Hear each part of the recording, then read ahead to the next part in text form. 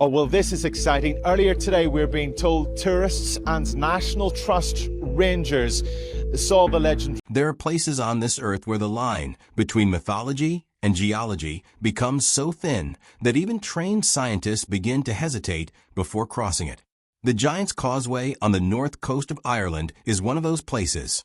It sits in County Antrim, roughly 3 miles northeast of the town of Bushmills, and it has been drawing visitors, scholars, and storytellers to its edge for more than 300 years, ever since it was first formally documented in 1693. What they find when they arrive is a coastline unlike anything else on Earth, approximately 40,000 interlocking basalt columns rising from the sea, packed shoulder to shoulder. Their geometric precision, so exact and so deliberate in appearance that the human mind instinctively reaches for an explanation that goes beyond chemistry and physics. According to the ancient Irish legend of Finn Mac Cumhaill, the warrior giant known in English as Finn McCool, the columns are the remnants of a causeway he built across the North Channel so that he could reach Scotland and confront his rival, the Scottish giant Bonandener. Science gives a different account. Around 60 million years ago, during the Paleogene period, intense volcanic activity along a zone of crustal weakness cracked open the landscape of what is now Northern Ireland. Lava poured out across the surface in enormous, slow-moving flows. As it cooled and contracted, the rock fractured along predictable geometric lines, building the columns that stand today. Both accounts, the mythological and the geological, are trying to explain the same thing: a landscape so structured, so precise, so apparently intentional in its design that it has resisted easy explanation for as long as human beings have been standing on it and staring. What neither account fully prepares you for is the question of what might still be concealed inside it. To understand why the Giant's Causeway has always carried a sense of something hidden beneath its surface, you need to understand the depth and specific character of the Finn McCool legend itself. Finn Mac Cumhaill is not a minor character in Irish mythology. He is one of its central figures, the leader of the Fianna, an elite band of warriors documented in texts like the A Calam na Senarak, or Colloquy of the Ancients, which form part of the Fenian cycle, a foundational pillar of Irish storytelling. His story was first written down by Irish monks during the medieval period, but scholars believe it is considerably older, rooted in an oral tradition that predates the written record by centuries.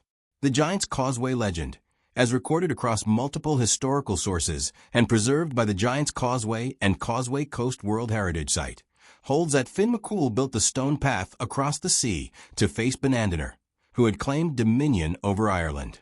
When Finn reached Scotland and saw the true size of his enemy, he fled back across the causeway. His wife Unac saved him by disguising him as a baby. When Bonandener arrived at their home and was shown the supposed infant, he was so terrified by the child's size that he turned and ran, tearing the causeway apart behind him as he fled to prevent Finn from following. What remains on the Irish side is the Giant's Causeway. What remains on the Scottish side?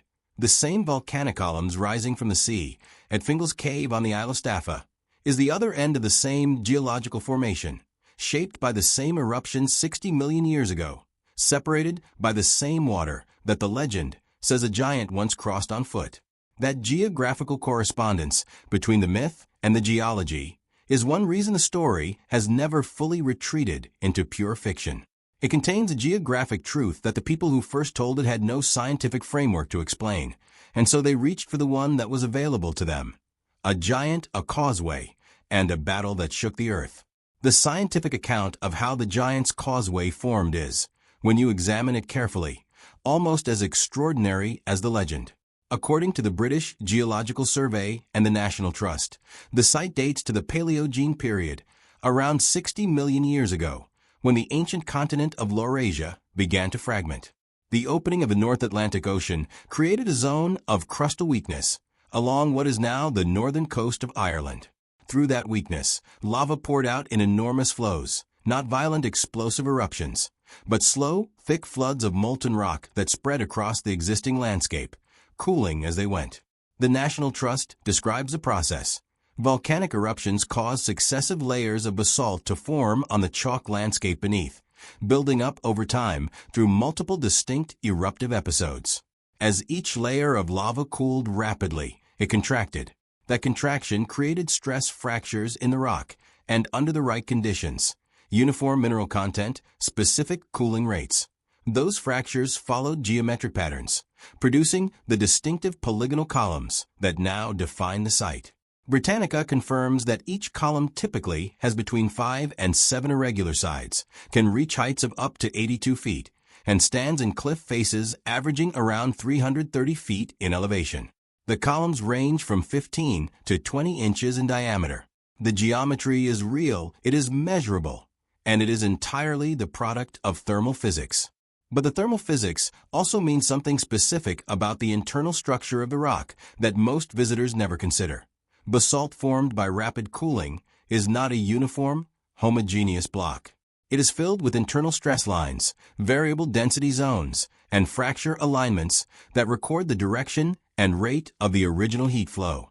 A geologist or field archaeologist with training in subsurface analysis can read those internal structures from the surface, through texture, color variation, and the way the rock catches and holds light, without ever drilling a hole.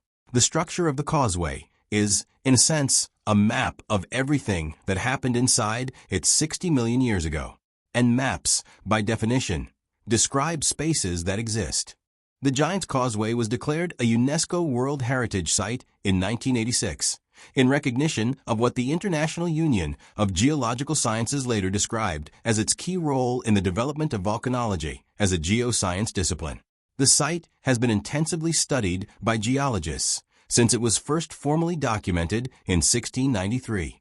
It has been mapped, surveyed, photographed, and analyzed by institutions from every corner of the scientific world. The National Trust, which has managed the site since 1961, maintains extensive records of its surface geology, its ecological significance.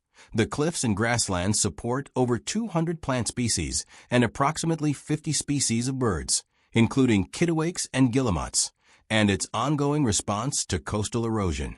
What the scientific record is less comprehensive about is what lies behind the visible face of the rock.